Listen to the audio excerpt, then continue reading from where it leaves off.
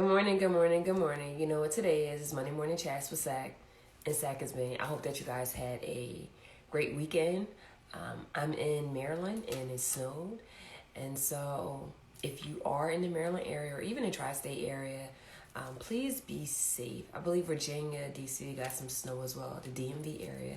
So please make sure that you are safe because I know some areas the snow is turning into ice. So please be careful. But today is special. It is January 17th. This is the day that we remember Dr. Martin Luther King and all his contributions that he made while he was still here. I will be participating in some virtual events. Usually I will participate in the MLK March, but due to the weather, I think that DC is having something rain or shine, but I want to make sure that I'm safe. So I will be participating in virtual events. So I will definitely use this day for service and use this day to give back the best way that I can. So that's all I had to say for right there.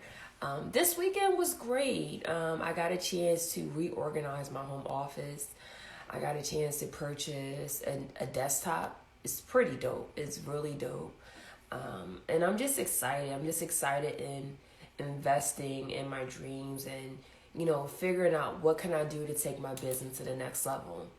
And I'm grateful. I'm just very grateful. I just really happy. And this past Friday, I got one of my Christmas gifts and I love wine. So my aunt got me this customized wine glass and it says my full name, then it says the tax lady. So anyone that knows me, I love wine. If I have like so many cabinets in my kitchen, and I have one cabinet where there's nothing but wine glasses. And then the other cabinet is mugs. I'm a coffee drinker. So I love mugs. My close friends know that. So I love mugs. And I have mugs with different positive sayings on there. Like that is just me. If you buy me a mug, I love you. If you buy me a wine glass, I love you. If you buy me some amazing wine, you're phenomenal. So I try to think about what I wanted to say. And there's two things. The first thing is you accomplish your goal, now what? And then I listened to Pastor Wesley. He is the pastor of Alfred Street Baptist Church in Alexandria, Virginia. He's a great pastor. Now, I go to a different church, but I do listen to his sermons as well as my own pastor. And yesterday he talked about just because it doesn't hurt, it doesn't mean that it's healed. So I'm going to talk about those two things very briefly. So the first thing is you accomplish your goal, now what? This is the beginning of the year. Most people had their New Year's resolutions. Maybe they're trying to eat healthy. Maybe they're trying to lose weight. Maybe they want to get more focused. Maybe they want a new job. Whatever it is. And let's say that you are doing everything that you can to get to the next level. Whatever that may be. It'll look different for you as it'll look for me or the person to my left or the person to my right if I'm around people. And most times we have these goals and we accomplish them. And so is that just it? Do you just have this one goal in your life? And once you accomplish it, what are you willing to do next? I'll use myself as an example. I wanted to be a lawyer since I was 8, right? And I didn't know about the journey. I didn't know about the setbacks and the failures and the heartbreaks about, trying to accomplish this goal that you want. And so when I did become licensed, I started working at a law firm and it was great. I got a lot of experience.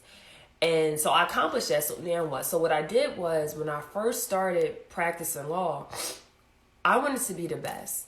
And what I did was my first year as a first-year associate, I would just study everything that I was learning. So if there was a new form that I was preparing, I had like a binder. And my end goal was, how do I become great at international tax?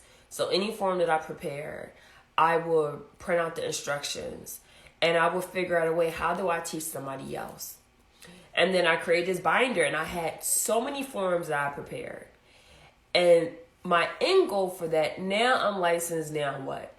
I knew that eventually I did enjoy international tax. However, I knew that that was something that I didn't see myself doing forever. And so I had an end game, and I said, you know what, I'm going to get this experience.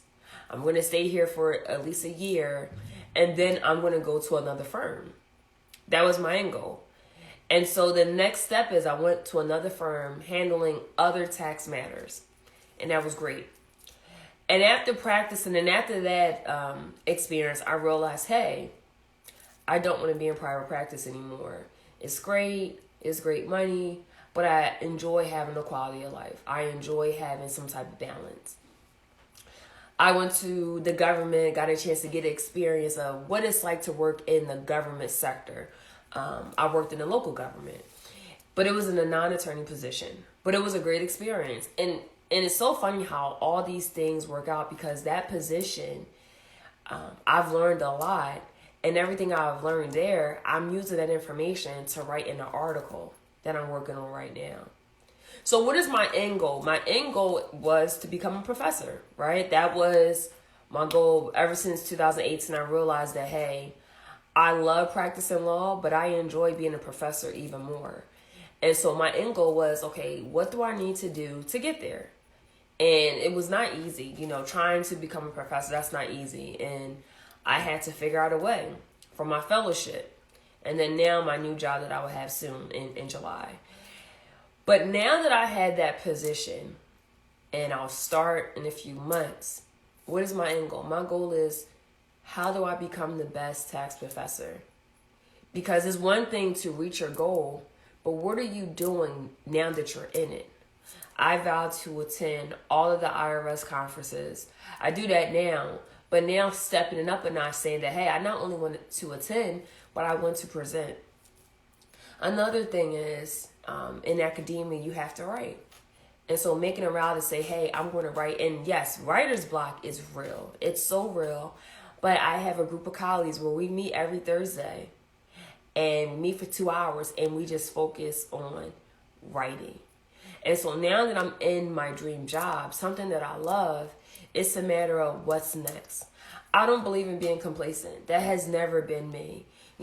Just because I had this one goal and it's accomplished, I'm not all the way there yet. My goal is to make tenure. So I'm going to do whatever I can and more to make sure I get that. But why I had this one goal, there's other goals that I have. How to become more successful as a business owner. What can I do to bless somebody else? Because my goal in life is to serve and to teach. So what can I do to be a service of others? That is important to me. So if you have a goal, and let's say that, hey, you formed that business, now what? What are you willing to do to be great at it? It's easy to form a business. You just hire somebody, maybe an attorney, or maybe you're doing it yourself. It's easy to get that started, but what are you doing to keep going, right? Who's around you? That is so important. I'm so grateful for my academia colleagues, because sometimes I get discouraged. Like I'm confident in who I am. I know that if I set my mind to something, I can do it. But I too get discouraged. I'm human. I get discouraged. Sometimes I say, hey, can I really do this? I get discouraged. I'm human. But I'm grateful for my tribe. I'm grateful for those that are going after the same exact thing and say, hey, you got this. My meeting last Thursday with my colleagues, they're junior faculty members. They know what it's like to write an article as a law school professor. And I asked them questions like, well, hey, what do I need to do to make sure my article get published? Like, will my article be good enough? And I sat there for 10 minutes and I explained my article. And I said, does this make sense? Because I want to be great. And so if you have these goals and let's say you accomplish it, now what? Don't get complacent. You are who you hang around. You are what you think. You are what you listen to. You have to have this discernment and say, hey, I'm just listening to this to have a great time. But don't believe, like I like trap music. So sometimes I listen to trap music. But that's just for me to get hyped up if I'm about to do something, whether it's working out or starting on a project. But I don't let those words seep into my soul to the extent where I'm going to be what they say I could be in that song. So make sure that whatever goal that you have and you accomplish it, what's next? What's next in your life? I think that's important. I think that's important to have goals, and I think it's important to have people that's going to hold you accountable. My colleagues, they hold me accountable. They will reach out to me and say, hey, so how's your article coming along? What do you need help with? And when I have like a draft of an outline, I'll send it to one of my colleagues. They will rip it into pieces, line by line, like, yeah, no, take all of this out. Hey, say that again. No, do this, do that. And I love all of the constructive criticism. I need it because it makes me better. So let's say that you have this goal, right? Whatever it may be. And let's say that you accomplish it. Maybe you get into grad school. Maybe you get into college. Okay, now what? You're in there, but what are you going to do to keep going? That is so important. And I think that's the thing that most people, they miss out on. They get into this job that they want. But now what? Are you just that employee that's just there? Do you have an impact? Do you have the impact on your clients if you have a business? Now, businesses are a little different because some clients you just can't please. But the ones that you are pleasing, will they be pissed if you say, hey, I can no longer render you services because of whatever circumstance? Will they be mad? I always tell people, if you have a job, you can see how much you're valued the moment you decide to walk away. If you decide to say, hey, I found a new job, see how they react. If they don't really react, most likely you didn't matter. And so how you leave is definitely important too. But what are you doing now? Now what? You have the job. Now what? You accomplished the goal. Now what? You have the business. Now what? And I would just say that whatever goal that you have, and let's say you accomplish it, now you should ask yourself, okay, what's next? What else can I accomplish? Don't be complacent. Do not be complacent. I don't believe in mediocrity. Like, I just don't. I don't believe in mediocrity at all. Today is a day off, but I'm still going to get work done. There's money to be made. That is me. That is my mindset. But don't be complacent. If you have a goal, that's great. And you accomplish it, that's even better. But now what? If you are in a profession, what are you doing to become better? Are you reading more? Are you being a student in your craft? Like, if someone asks me something regarding like the tax and that's something that I do and I can't answer it, or I'm not trying to figure out how to find the answer, that is a problem for me.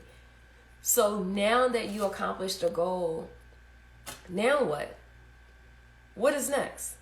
And so I hope that you are around people that's going to encourage you, to let you know, like, hey, now you're here. It's showtime.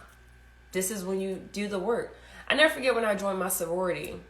They was like, if you think pledging is hard, the real work starts when you're actually a part of the sorority. And they never lied. Like, it's one thing to do the necessary steps to join a sorority, but once you join, that's all the hard work. You had to put on programs. You had to do all these things. Now what? The same thing when I became president of an organization. There's one thing that had the title. There's many people that have certain titles and they don't do anything. But once I became president, it was showtime. I was doing the work, and I'm still doing the work. So now what? The other thing is, I call him Pastor Newt. He is a Newt, and his name is Pastor Wesley. And like I said before, earlier in my video, he's the pastor at Alpha Street Baptist Church. He is amazing. I love listening to him. I even volunteered at his church a few years ago. And of course, due to the pandemic, services are virtual. But he mentioned something yesterday, and it was such a profound statement. He was talking about how he was in physical therapy. He hurt his shoulder. And he asked his doctor, hey, can I go to the gym now? I feel perfectly fine. And the doctor said, just because it doesn't hurt doesn't mean that it's healed, right? Just because it doesn't hurt doesn't mean that it's healed. And I go to therapy. I told my therapist, I went to therapy starting last year in 2021, beginning of January. And I told my therapist, these are the things that I want to accomplish. And I made a decision to say, hey, I will continuously be in therapy. I will go once a month or as needed. And my pastor, Pastor Battle, he goes to therapy faithfully, and he talks about the importance of mental health. And he will tell us, hey, I mean, I'm fine now, but I still go to my therapist. I make sure I go to my therapist on a consistent basis. You know, most times people think that you just go to therapy because you have problems, but sometimes it's good to go before the problems even start. And I realize that sometimes you go to therapy to work on your own problems, but you also go to therapy to learn how to deal with people that don't realize all the issues that they have because they don't want to go to therapy, right? And so I thought about the conversation I had with my therapist last week, and I thought about the sermon that I listened to. And so just think about when someone hurts you, whether it's a friend, family member, whoever, and let's say years has passed and you're fine. It doesn't hurt, but is it really healed, right? And sometimes I realized, like, hey, we are walking around with so many issues, so many scars that we suppress. Like, we suppressed it so much where we don't feel it. But sometimes we can realize, like, hey, it still bothers us because somebody can say something and it can easily trigger something. And so just think about it. Just think about things that you have experienced in your life. Even though it doesn't hurt, if someone mentioned a person, place, or thing, does it still bother you? And if it does, what are you willing to do to work on it? We're all human. We all hurt. That's a part of life. We're going to go through things where people hurt us. I never forget, I take friendship very seriously. And I don't call everybody my friend. I never forget, this was my junior year, the summer going into my senior year in high school. I was living in Great Mills, Maryland, and at the time I was a new student at the school. I went to Great Mills High School like halfway through my junior year. I didn't know anybody. I'm an introvert, so I'm very quiet and I'm observant, and once I warm up to you, I'll talk. But if I don't say much, it's not because I'm shy. I'm just trying to figure out how you are as a person. And I met this young lady. I will not mention her name. And I haven't seen her in, oh my gosh, I want to say maybe 16 years or so. 16 or 17 years. And I met this young lady. She was ahead of me, a year ahead of me. And she seemed pretty cool. Got a chance to know her. We would hang out. And at the time, I was not 18. So I would go out to the bars with my friends. I didn't have a fake ID. I just had people to just get me in. And I just remember, you know, she was cool. She was the person that introduced me to Prince George's County. And if you're familiar with Maryland, St. Mary's County is southern Maryland. It's very far. And to get to Prince George's County from there, it's like an hour and a half. And so we would take these road trips on the weekend, and we would have fun. And I remember this one time, I just never forget this. I don't ask my friends about their personal life, like their relationships. I stay out of it. I am unbothered. As long as this person will put their hands on you, I'm fine. But I don't need to know what's going on in your relationship. I'm perfectly fine with that. And I remember, like, I felt like I can trust her. I didn't tell her as much. I was still getting a chance to know, but she seemed pretty cool. But I remember one time that I got this phone call from someone. And I had more male friends than female friends. And it was a male. He called me and said, Sakina, I had to clear your name. And I was like, what? This same friend that I thought was cool, she was prank calling people. I guess it was a guy that she dated, and he had somebody else, so she was calling the girlfriend and said her name was Sakina. Now, mind you, I never knew about anything. Like, I did not know.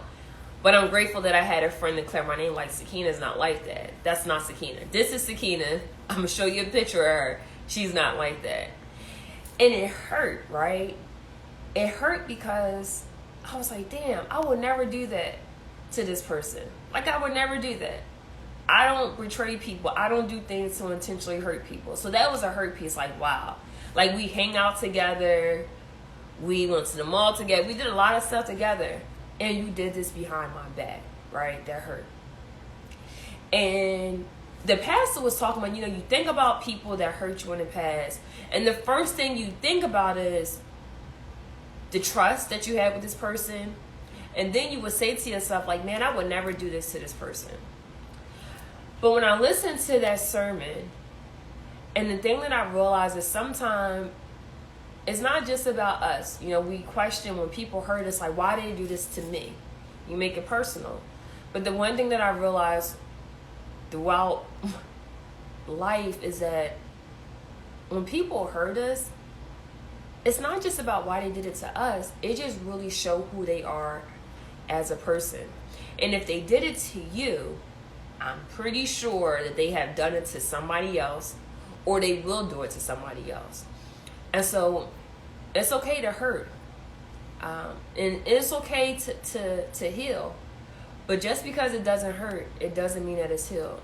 And how do you know if it's healed if somebody hurt you? It doesn't bother you anymore. And sometimes that can take a year, that can take weeks, that could take years. But I think the first thing that I had to learn was, wow, like, me? And I realized, hey, this is just who she is. And how I got over that was, one, I just stopped all communication with this young lady. Like, I just cut her ass off. Just cut her off. And I just said, you know what? That's not the type of person I want to be around. Not the type of person I want to be around. And so here's something for you. Let's say that maybe something happened to you years ago. Maybe it's very personal. Sometimes you keep it buried in. Even though it doesn't hurt anymore because years have passed, did you really heal? And sometimes, the pain will eventually go away. The healing will happen on its own. But what you can also do is journal write. I would journal write. Sometimes I would write a letter to the person that hurt me, like, hey, you did all this, but I forgive you. I forgive you. And that can be the closure that you need. Because sometimes people think closure requires you to talk to the person that hurt you, but sometimes you may not have the opportunity. And to be honest with you, sometimes people don't even care if they hurt you or not. Some people don't even care about their actions, or sometimes they don't even know. But I just recommend that, hey, the closure that you may need is to realize that that person may never apologize. And that could be enough for you. Or you could just write it out in a journal and say, hey, you did X, Y, and Z, and then burn it. Burn the letter. And then you just take step by step and say, hey, I can't live in the past, but I can move forward and realize, like, hey, that was a learning experience. And I'll make sure that if I see something like that similar again, I know the actions that I need to take. So just because it doesn't hurt doesn't mean that it's healed. And just because it's not healed, that doesn't mean like you are suffering. That doesn't mean that at all. People heal in different ways. But one way to know that you are healed or is getting better is that it doesn't bother you anymore. You're not fazed by it. You did the work. Maybe you went to therapy too. And I love therapy. It's amazing. My therapist, she tried to end our relationship all the time. She's like, you don't need me. I'm like, listen, my insurance, it covers this session. So I need my whole 45 minutes. And me and my therapist, we just busted up. Like, seriously. I'm like, yo, sis, let me tell you what I experienced. But the great thing about being mentally healthy is that I'm able to recognize my own faults and say, you know what? I did this and I can admit to it. I'm not going to sit there and punish myself because we make mistakes, but I've learned from it. And this is the steps I'm going to do moving forward to make sure this doesn't happen again. But most importantly, with therapy, I tell my therapist all the time, what helps is that, hey, I'm able to see a lot of dysfunction that I experienced as a child and realize, hey, that is not good at all. I'm able to see the dysfunction in some people that I know and say, hey, I just pray for them to get better.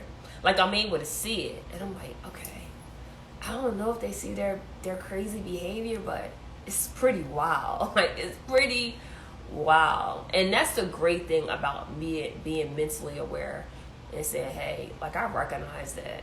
And that's kind of crazy. And forgiveness, right? Forgiveness. Like, sometimes it just never fails that I'll get this random message from somebody. Maybe it's like ex, somebody I dated, or whatever. Like, hey, you know, I should have never let you go. And I don't know what the hell they're trying to do. I don't want them. But I'm like, okay, if that's the closure that you want, okay, it's fine. Like, I've been over you years ago. Or someone may say, like, you know, can we talk? Can we finish this conversation? No. What conversation do we need, beloved? We don't need no conversation at all.